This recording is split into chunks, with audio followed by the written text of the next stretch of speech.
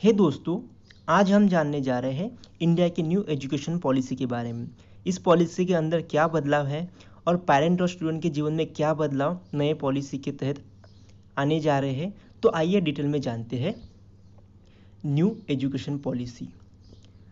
New education policy, तो ये policy announce की है हमारे information and broadcaster minister Prakash Javadekar ji ने और हमारे HRD minister, human resource development minister Ramesh Pokhriyal Nishank ji ने।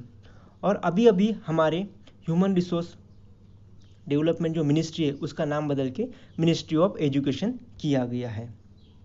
ये हमारी थर्ड एजुकेशन पॉलिसी है जो लगभग 34 साल बाद आई है। इसके पहले भी 1968 और 1986 में एजुकेशन पॉलिसी लाई गई है।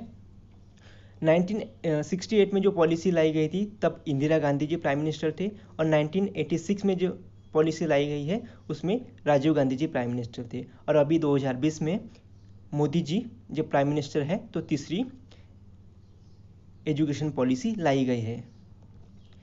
इस पॉलिसी का जो ड्राफ्ट है वो इसरो के जो फॉर्मल चीफ है के कस्तूरी रंजन जी इन्होंने बनाया हुआ है और कहा जा रहा है कि इस पॉलिसी के तहत जीडीपी का लगभग 6% जो शेयर है वो खर्च किया जाएगा एजुकेशन के ऊपर, जो कि कोठारी कमीशन था 1968 का, उन्होंने ही ये रिकमेंड किया था। लेकिन आज तक ये इतना परसेंट एजुकेशन के ऊपर खर्च नहीं किया गया। लगभग 3% ही आज तक एजुकेशन के ऊपर खर्च किया गया है। ऑब्वियस पाकिस्तान, चाइना जैसे हमारे नेबर कंट्री है, इसकी वजह से हमें डिफेंस और हमारे जो इंटरनल मैटर्स है, जो हमारी अदर स्किल्स है या अदर स्कीम्स है, उसके अंदर हमें ज़्यादा खर्च करना पड़ा। लेकिन गवर्नमेंट अभी चाहे तो जीडीपी का 6% हमारे एजुकेशन के ऊपर खर्च कर सकती है। तो इम्प्लीमेंट गवर्नमेंट कैसे करती है ये सारी चीज़ें, उसके ऊपर ये सारी चीज़ें डिपेंड रहेगी। तो जो ये के कस्तूरी रंजन जी ने ये जो पॉलिसी बनाई है न्यू एजुकेशन पॉलिसी, इसके अंदर अलग अलग ग्राम पंचायत है, अलग अलग डिस्ट्रिक्ट है, जो अर्बन एरियाज़ है, इनमें से अलग अलग जगहों से बहुत सारे लोगों से राय गई है और ये पॉलिसी बनाई गई है। तो आइए अब जानते हैं पॉलिसी के कौन से स्ट्रक्चरल चेंजेस हैं। हमारे स्कूल और हायर एजुकेशन में बदलाव किए गए हैं। जो हमारा पहला 10+2 का स्ट्रक्चर था उसको अब 5+3+3+4 के स्ट्रक्चर में बदला गया है, जिसमें सबसे पहला आता है फाउंडेशन स्टेज। फाउंडेशन स्टेज आता है ईयर 3 to 8 में और इसमें नर्सरी, KG1, KG2, आंगनवाड़ी जैसे प्री एजुकेशन स्टेज आती है और उसमें क्लास 1 और क्लास 2 आती है, जिसको NCERT के अंदर कवर किया गया है और इसमें ज़्यादातर खेल कूद पर ज़्यादा फोकस किया गया है। उसके बाद आती है प्रिपरेशनरी स्टेज जो आती है ईयर 8 to 11, जिसमें आता है क्लास 3 to 5, जिसमें साइंस, मैथ्स, सोशल साइंस जैसे सब्जेक्ट क्लियर किए गए हैं। थर्ड स्टेज आती है मिडल स्टेज, जिसमें आते हैं ईयर 11 to 14 तक के स्टूडेंट, 11 से 14 साल के बच्चे इसमें आते हैं और इसमें आते हैं क्लास 6 to 8 के स्टूडेंट, जिसमें फिक्स सिलेबस पैटर्न दिया होगा, जिसमें स्टूडेंट वो अपना एकेडमिक ईयर कंप्लीट करेंगे। उसके बाद आती है सेकेंडरी स्टेज, जिसमें आते हैं 14 से 18 साल के बच्चे, जिसमें क्लास 9 to 12 आएगा, जिसमें स्टूडेंट अलग अलग सब्जेक्ट चुन सकते हैं। तो उसके बारे में आगे डिटेल में जानने वाले हैं। तो आइए अब जानते हैं इस पॉलिसी के अलग अलग फीचर्स क्या है। तो सबसे पहला आता है नो लैंग्वेज बैरियर। तो 5वीं क्लास तक स्टूडेंट जो है वो किसी भी लोकल भाषा या मातृभाषा में पढ़ सकते हैं। मीन यहाँ पे इंग्लिश जो है वो कंपलसरी नहीं है। जो भी अपनी मदर टंग है, मातृभाषा है, उसके अंदर स्टूडेंट पढ़ सकते हैं। और कहा जा रहा है कि इस वजह से जो एनरोलमेंट रेशो है वो आगे जाके बढ़ेगा ही बढ़ेगा, क्योंकि जो ट्राइबल और रूरल एरिया है वहाँ पे जो स्टूडेंट है वो हिंदी या इंग्लिश में कंपलसरी होने की वजह से most probably drop out ratio ज़्यादा था। लेकिन अभी जो मदर टंग है, मातृभाषा है, उसकी वजह से एनरोलमेंट रेशो बढ़ जाएगा और ज़्यादा से ज़्यादा बच्चे पार्टिसिपेट करेंगे हमारे एजुकेशन सिस्टम के अंदर। जो हमारा अभी का जो एजुकेशन जो सब्जेक्ट आता है कॉन्स्टिट्यूशन के तहत, वो सेंटर और स्टेट दोनों के ही लिस्ट में आता है, कॉन्करेंट लिस्ट में आता है। तो इसके ऊपर दोनों को ही कानून बना के एक नई एजुकेशन सिस्टम इम्प्लीमेंट करनी पड़ेगी लोकल या हायर लेवल पे। अभी तो जो सेंट्रल में है वो कैबिनेट में पास किया है, अभी पार्लियामेंट में जाने के बाद ये लॉ बन ही जाएगा। उसके बाद जो नेक्स्ट फीचर आता है वो आता है मल्टी डिसिप्लिनरी एजुकेशन, जिसके तहत स्टूडेंट जो 9 क्लास के स्टूडेंट होंगे वो अपना सब्जेक्ट चूज़ कर सकते हैं। जैसे कि पहले जो आता था कि 10वीं के बाद अगर स्टूडेंट 11वीं 12वीं में जाता है तो उसको साइंस, आर्ट या कॉमर्स इनमें से कोई एक स्ट्रीम चूज़ करनी पड़ती थी और उसी के तहत सब्जेक्ट चूज़ करके उसी में ही पढ़ना पड़ता था।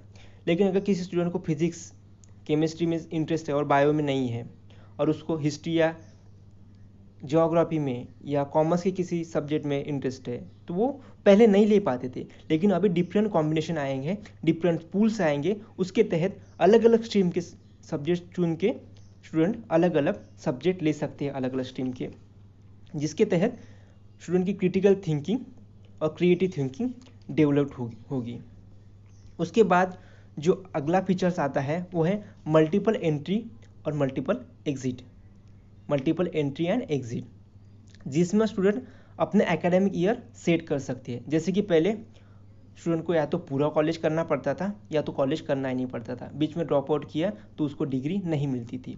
लेकिन अब अगर स्टूडेंट 1 साल कंप्लीट करता है तो उसको सर्टिफिकेट दिया जाएगा, 2 साल कंप्लीट करता है तो उसको डिप्लोमा दिया जाएगा, 3 साल या 4 साल का अगर उसकी डिग्री है अगर वो कंप्लीट किया जाता है तो उसको बैचलर डिग्री दी जाएगी और चौथे साल अगर चाहे तो वो रिसर्च भी कर सकता है।